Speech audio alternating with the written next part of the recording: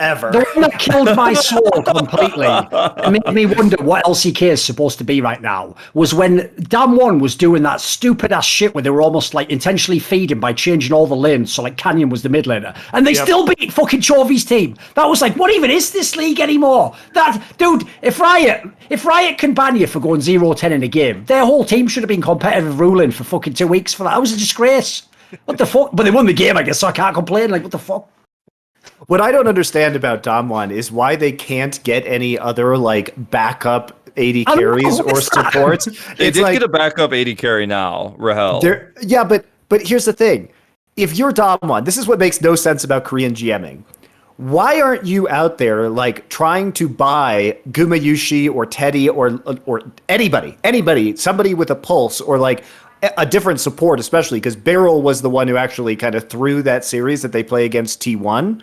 But how many times can Beryl get caught out? They need a better upgrade at those positions. And if you're the reigning world champion, if you just made the finals at MSI, if you're the reigning LCK champions, why can't you get 2 better players onto this roster so at least you could make a competitive world run? I mean, I could kind of answer that question in that in the West, a lot of these orgs like are only esports. Like they are an esports org. They have a lot of money, they have investment capital, but the people running the team are like the esport, like TSM. I'm TSM. I made this team. I built this brand. I have all this investment. I have all these sponsors.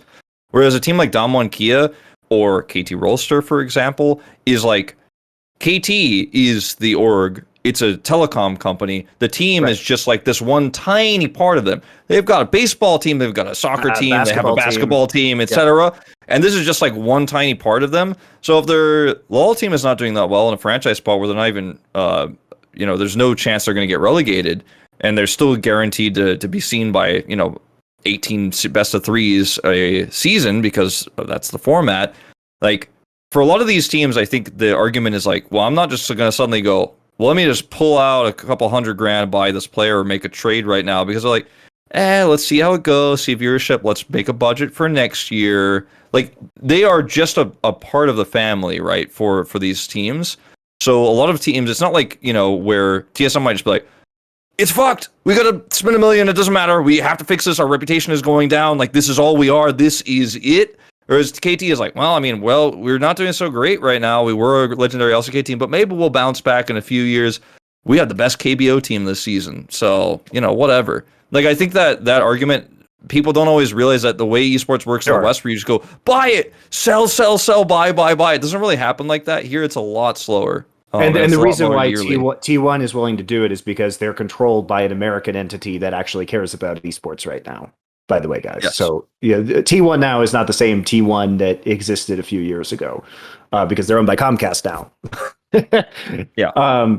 So in any case, like I agree with that take, Wolf, but it is, for Damwon in particular, it is a little bit more confusing because they're not one of these organizations. Like Kia has all of these other things, but the Kia sponsorship is relatively new. And it seems like such an obvious place to start with this team that why wouldn't you? I mean, look, all I have to say is this. The only possible conclusion that we can draw is that they don't want to spend money right now because my theory would be that they know that Showmaker and Canyon are probably not going to be on that team next year. So what's the point in spending a bunch of money on player transfers right now when odds are those players are going to get sold or leave the team? Yeah, I mean, Khan is likely to retire because he has to go to the military next year. So, I personally think just right now, from the outside looking in again, with no inside information, that I think Damwon Kia will completely split up after this Worlds, like no matter what. That's the only conclusion. Like Rocks Tigers-esque, like these players go like all into 5 directions. Like I don't know. I mean, maybe 1 or 2 players stay, but just generally speaking, this whole team is going to split up after this season. Yes, in my opinion. And what do you know? Canyon and Showmaker's contracts are over in November. I just looked it up. So there you go. Mystery solved, guys. I bet those guys are not coming back. Yeah, I don't think so. So it is kind of awkward because now there's also a minimum salary requirement. I think it's 60K, I believe, for 60 million won for an LCK team. So if you bring somebody up, you have to pay them extra no matter what. I don't know the exact rules of that. But it's kind of awkward if you bring someone at the last second half of the season and then you have to like pay them for a year a certain amount, or if you like go, well, didn't work out, see ya, you might still have to pay them like the rest of that 60K. I don't know exactly how the rules work for that, but that's something else to consider. That you might just feel like, well, if you're not looking for somebody long term, it doesn't really work. It's much easier to take your already bot laner for your academy team and Rahel and just bring him up and be like, well, it may be you see play if Ghost, just starts shitting the bed again, or if there's a really big problem. I'm personally of the opinion that I think we should see what happens when Ghost is given a different support rather than to see what happens when Beryl is given a different AD Beryl carry. is the biggest trash can on the team for sure. But that's just me, it seems like a lot of people have different opinions. We had Showmaker in the bottom lane and a bunch of craziness.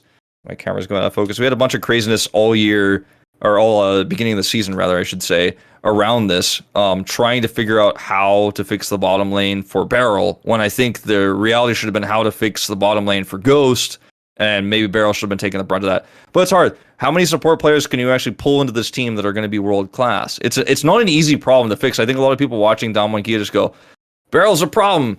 Why can't they just fix that? Well, it's actually quite complex. Like, how do you take another support that is going to be up to Beryl's level at his peak and just slot him in and build that synergy? It's really hard.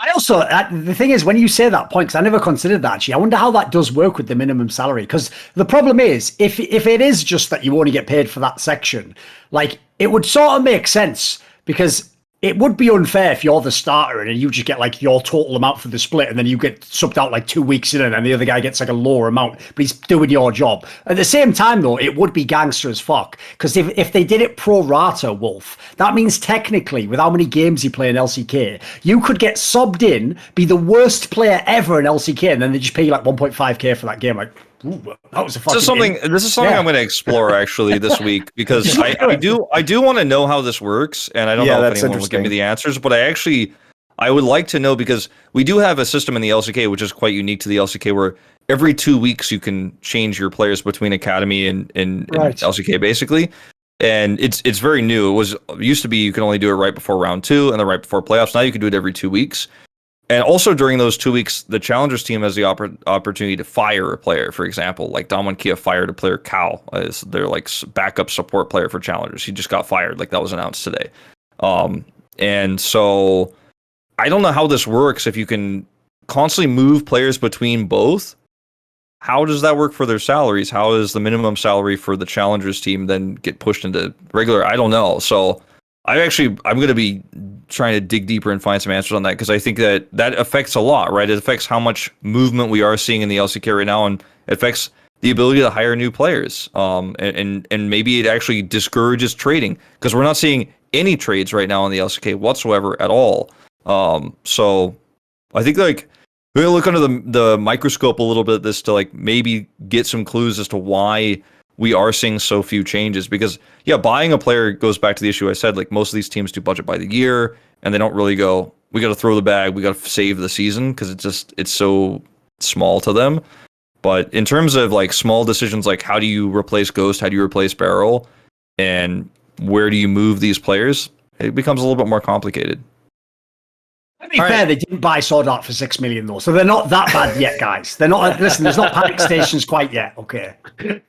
I look forward to TSM Beryl at 7 million next year. That would be my dream, mate. Fabulous. Want to see more cool, funny, interesting clips based on topics from my content? Well, subscribe to this channel then, or be a pleb and don't.